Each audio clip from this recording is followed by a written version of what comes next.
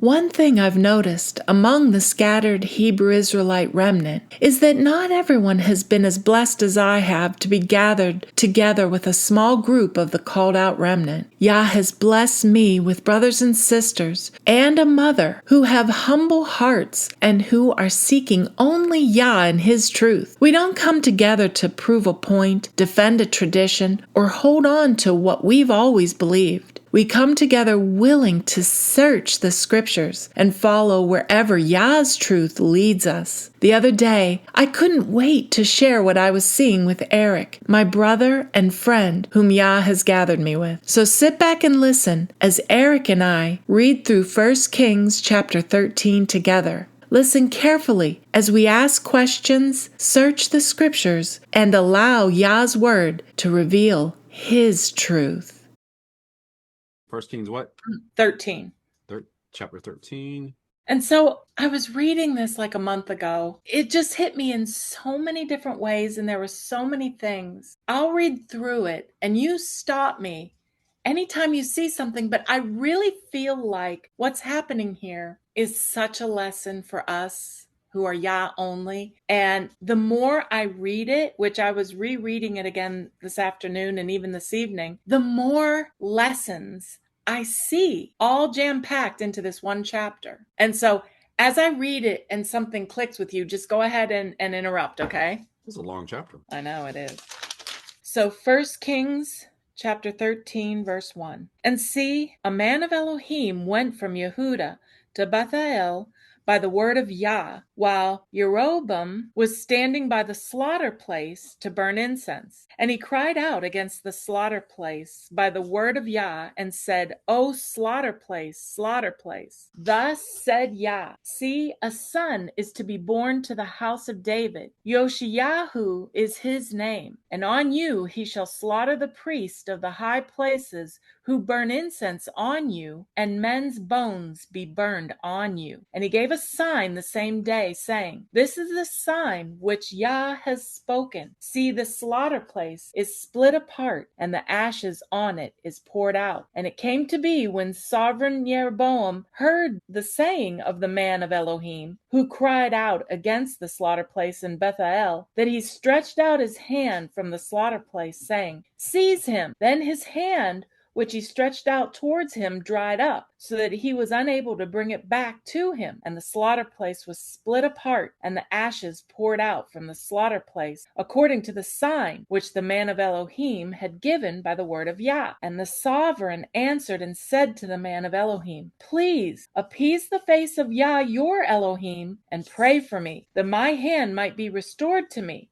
And the man of Elohim appeased the face of Yah, and the sovereign's hand was restored to him, and became as it was before. The sovereign then said to the man of Elohim, Come home with me, and refresh yourself, and I give you a gift. But the man of Elohim said to the sovereign, If you were to give me half your house, I do not go in with you, nor do I eat bread, nor drink water in this place. For so he commanded me by the word of Yah, saying, Do not eat bread, nor drink water, nor return by the same way you came. So he went another way, and did not return by the way he came to Bethel. So let's stop there first. Is your dog choking? She's barking. Because she's mad that I'm paying attention to this and not paying attention. I thought she was choking. I was like, I was getting distracted. Sorry. But do you see anything? No. But as we go on, I think you're going to notice some things. But I did notice that the sovereign did want to give a gift for the miracle, which I thought that's interesting. Yeah, there are, I guess, many incidences or occurrences of them being bad, being restored, and then want to give a gift at the same time. And the part that really struck me was the command Yah gives him, the man of Elohim, do not eat bread, nor drink water, and not return by the same way you came. Why would he say that? You see what I mean? And we know what water means in Torah, the water of the word, and do not eat the bread. I mean, Yah provided manna. And I think why this caught me so much too is I've been studying about eating and food and the manna. And so the instructions were, when you're in this place, don't eat the bread or drink the water that's there. And don't return by the same way you came. It's all very interesting. Well, tactically speaking, I see that more as a tactical thing. By not like if you're in a strange land or if you're in your enemy's land, do not leave the same way you came because maybe your enemy could be expecting you to go out that way. And if you leave, so if you come in the front door, go out the back door, maybe your enemy's not at the back door, but they're still waiting for you to come out the front door, kind of thing. Hmm. That's what I see. But if it means something else, I don't know. It's like I'm not, my brain isn't being all buzzy with anything or anything. Well, let's keep going.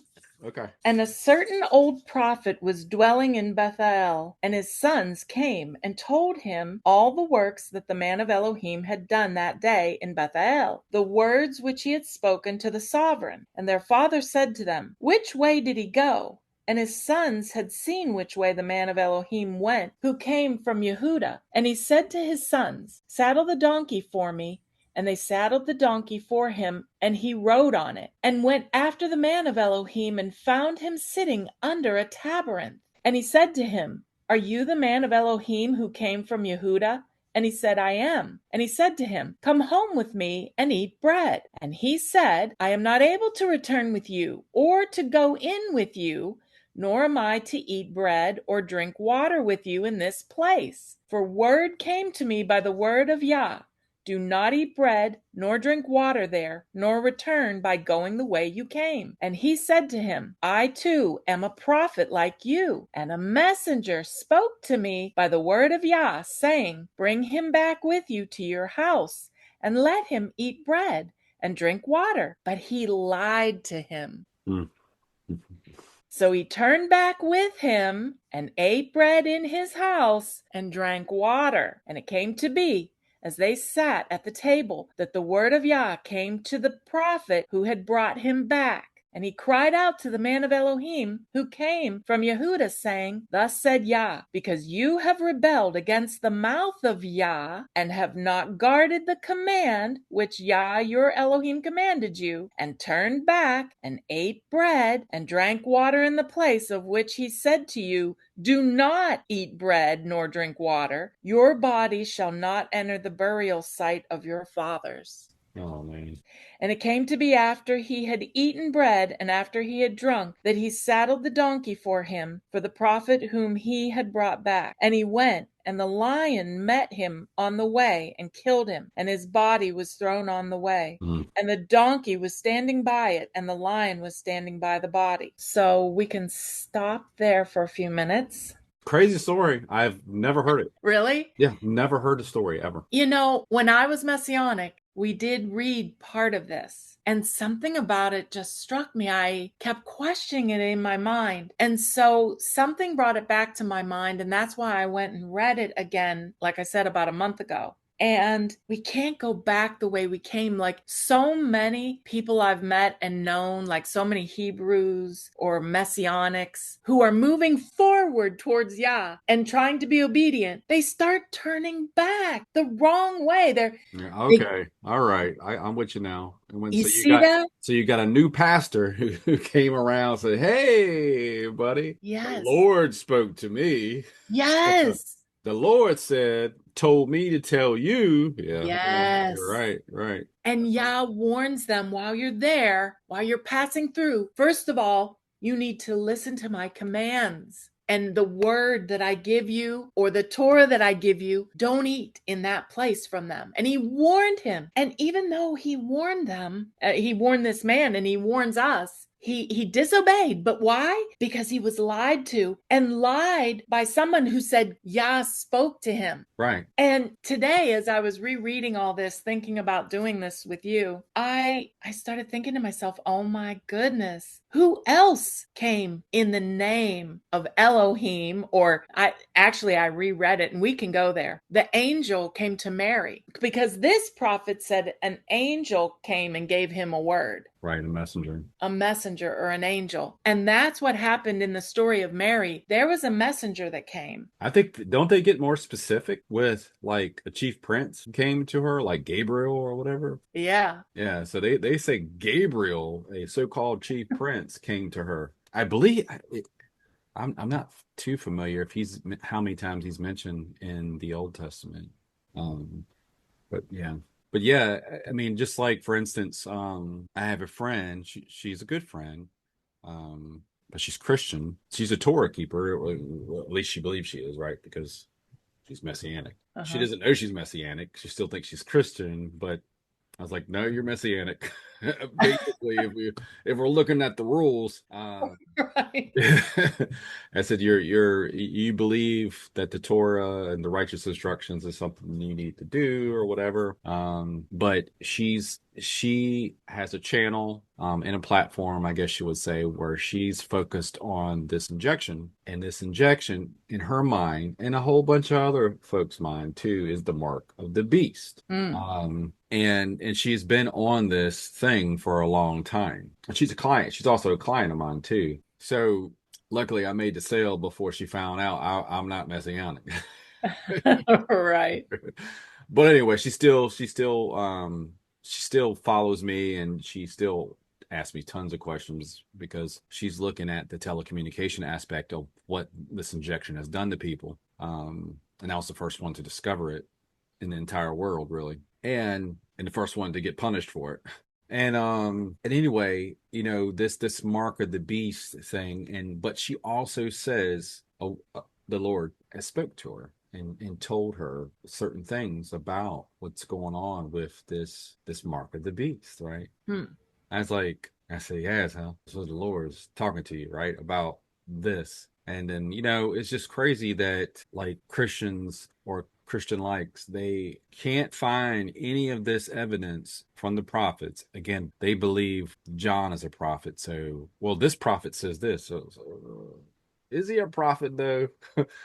Is he? Right. He is he? I'm gonna tell you right now, the Most High is not speaking to some dude named John. I'm gonna tell you that right now. Nobody likes a John. That's most likely though. And plus, I said, who do you think picks up prostitutes? Johns do. That's Oh. um.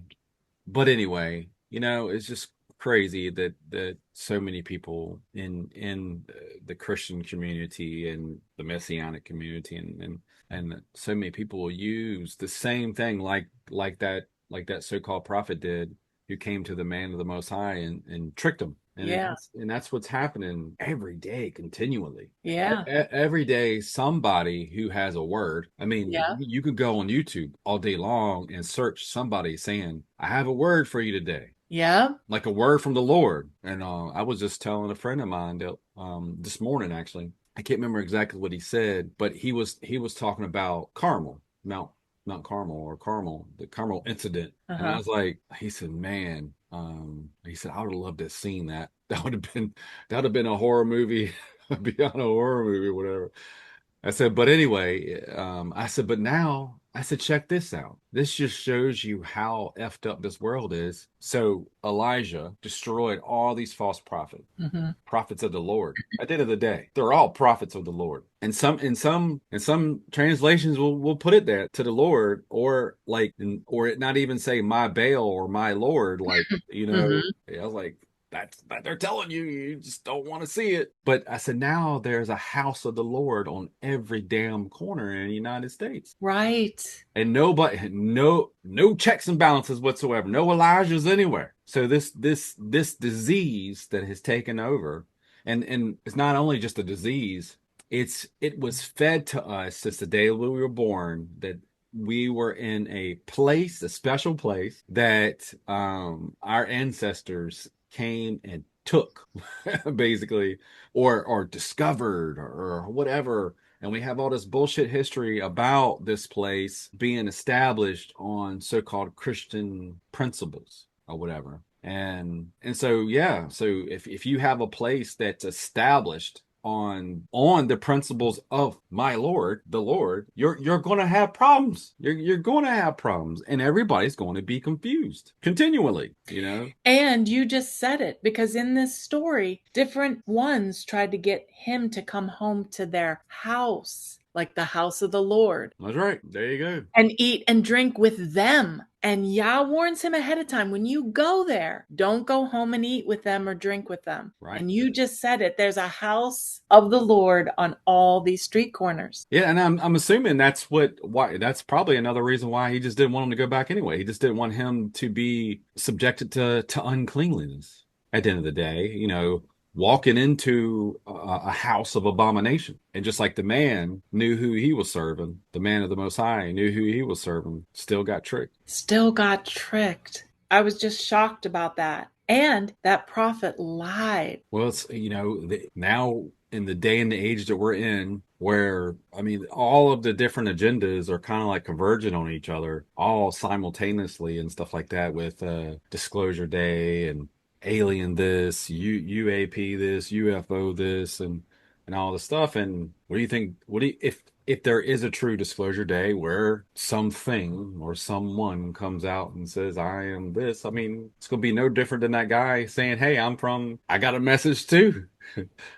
I'm, I'm from the original creators. We've been watching you. I mean, something like that is common, but it's probably going to be along the lines of the Christian narrative, or maybe not. I sometimes believe that the Christian narrative they're going to push the Jewish Christian end time psyop as far as they can. And then I believe they're going to unravel it right in front of their faces, so they all lose hope and faith at the same time. And not Mm-hmm. and not knowing that they always had a king to go to. They always had the Most High, and he always forgives. You Mm-hmm. repent, he forgives. Right. You turn to him, cry out to him, it's always there. Right. But yeah, obviously, if you somehow are able to break the faith of even those who call themselves Jews and the Christians, if you're able to break all their faith at the same time, Huh.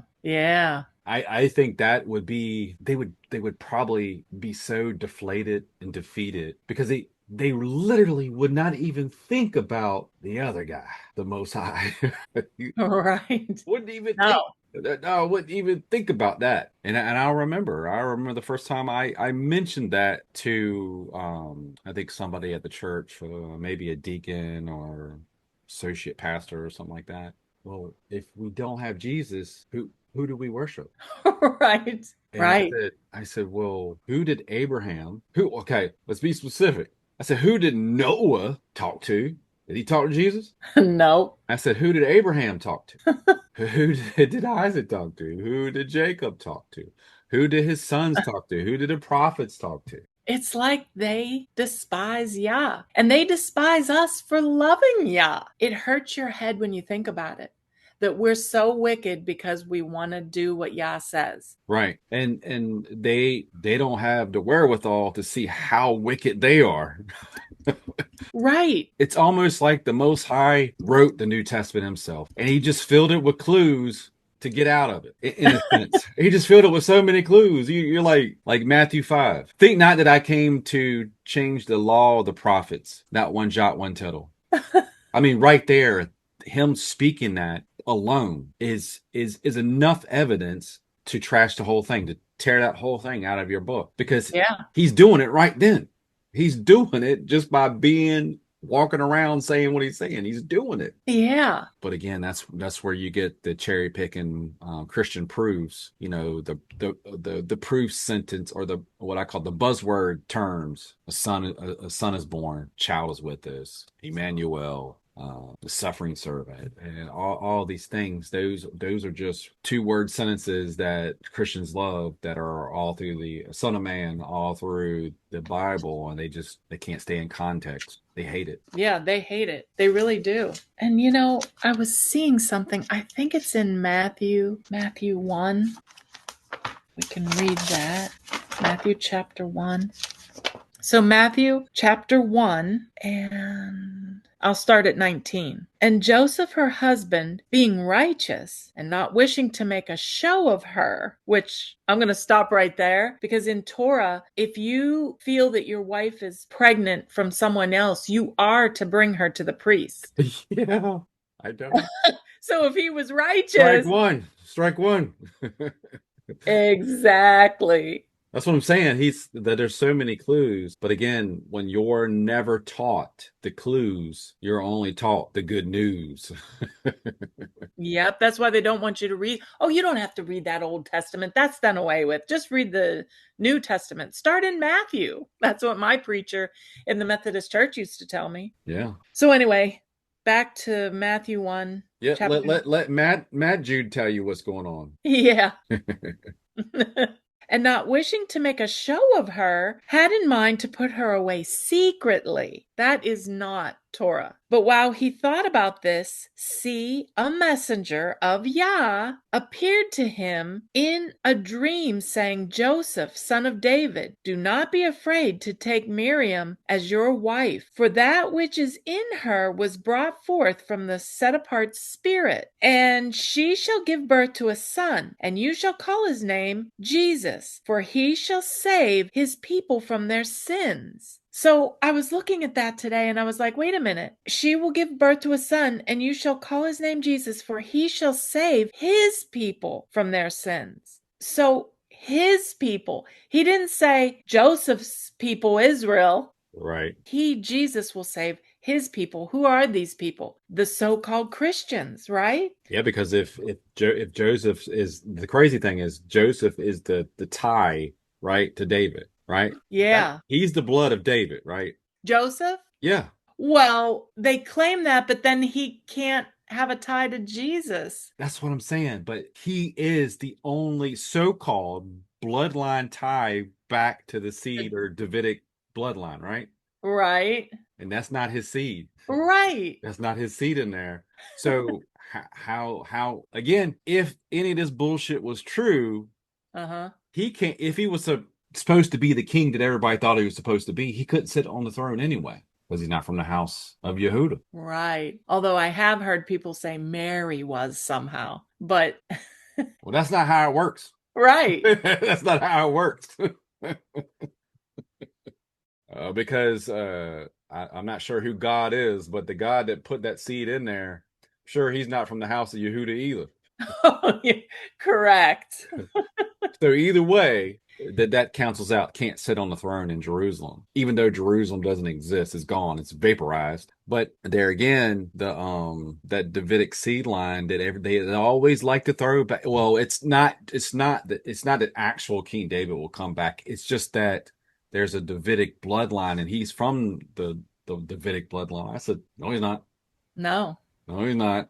No. And look how this ties in, because again, we were deceived just like the man of Elohim, because the church who we're eating with, we're eating their bread in their house, and they're telling us, but an angel came and told Mary, and we believe them. Right. I mean, how many times have you been sitting in church and somebody said, like, just somebody stood up and said, I got a word from the Lord. Right. You know, I'm like, insane, man. It's like in a church, you're looking at multiple vectors of being led astray. Mm-hmm. I said, Houston, we got a problem. And so that's why I really started focusing more on the prophets, what I call the three captains, Ezekiel, Isaiah, and Jeremiah. I really focus on them the most because they, and Michael, Mm-hmm. they all say the same things. They give sort of the same warnings. They say, so that you get three witnesses every single time on most of these occurrences that are happening. The destruction of the Holy Land, one, Mm-hmm. which to me is the absolute most important thing to understand. Once you understand that the land is smoked and there ain't nobody there, ain't Yeah. nobody walking around. I'm gonna build a house right here. No, you're not. No, you're not. And But it's flourishing over in Jerusalem. yeah.